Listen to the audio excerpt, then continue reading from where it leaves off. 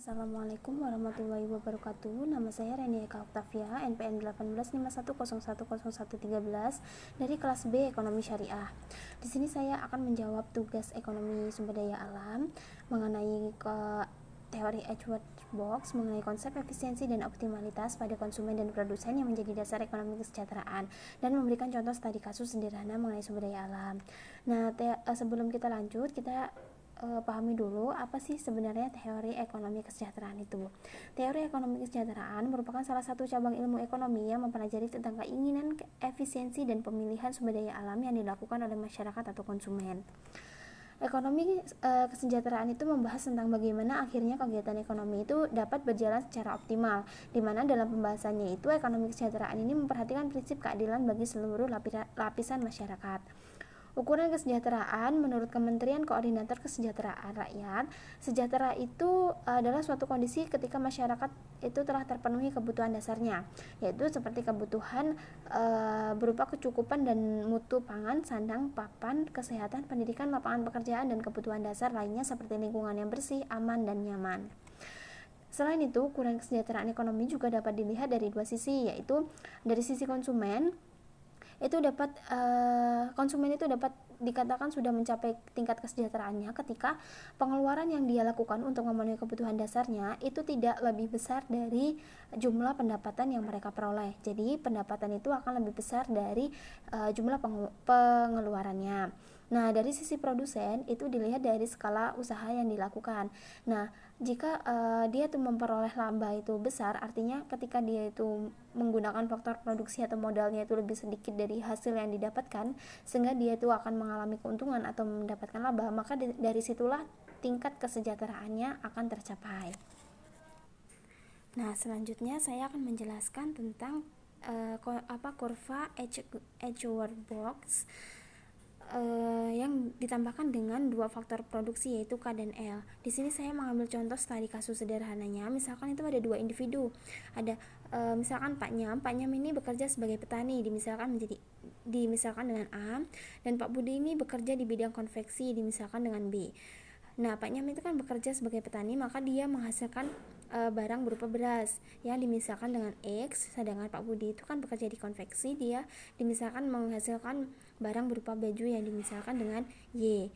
Nah, dua faktor produksi di sini saya mengambil K atau modalnya itu adalah mesin, dan L atau labornya itu adalah tenaga kerja, di mana harga penggunaan satu faktor produksi mesin itu adalah R dan harga penggunaan satu faktor produksi tenaga kerja itu adalah W.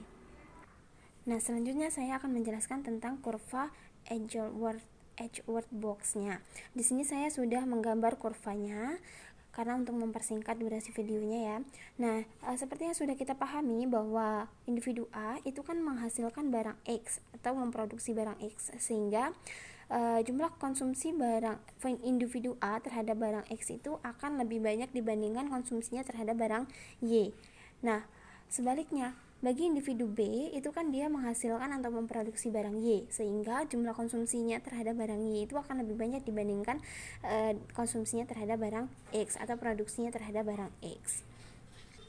Nah, maka dengan demikian terdapatlah titik temu di sini ya. Ini adalah D. Ini adalah titik awal mereka melakukan pertukaran dari masing-masing preferensi atau pilihan-pilihan yang mereka miliki. Nah, di sini kita diminta untuk memasukkan dua faktor produksi, yaitu L-nya itu adalah tenaga kerja dan K-nya itu adalah mesin. Nah, di sini sudah ada tiga kurva isokuan, yaitu yang saya misalkan dengan A1, A2, dan A3, dan B1, B2, dan B3. Kurva isokuan ini menunjukkan bahwa A1 itu lebih kecil daripada A2 dan A2 lebih kecil daripada A3. Nah, di sini tercapai titik temu atau pertemuan antara kurva isokuan A dan kurva isokuan B. Nah, disinilah di sini disebut dengan MRSTLK, di mana terjadi beberapa faktor produksi yang bertemu di sini nih dalam memproduksi barang X dan Y. Itu penggunaannya itu sudah efisien. Jadi MRSTLK untuk memproduksi barang X itu sama dengan MRST LK untuk memproduksi barang Y, atau penggunaan faktor produksi untuk memproduksi barang X itu sama dengan penggunaan faktor produksi untuk memproduksi barang Y, sehingga penggunaan faktor produksinya itu sudah efisien yang terjadi di kurva kontrol ini. Nah, dengan demikian maka syarat pertukaran yang efisien itu dapat tercapai ketika memenuhi syarat MRST-LK atau beberapa faktor produksi yang harus dikorbankan untuk memproduksi barang X itu sama dengan MRST-LK atau beberapa faktor produksi harus dikorbankan untuk memproduksi barang Y sama dengan W per R. W per R ini adalah harga penggunaan faktor produksi, di mana W ini adalah harga penggunaan faktor produksi tenaga kerja dan R ini adalah harga penggunaan faktor produksi mesin.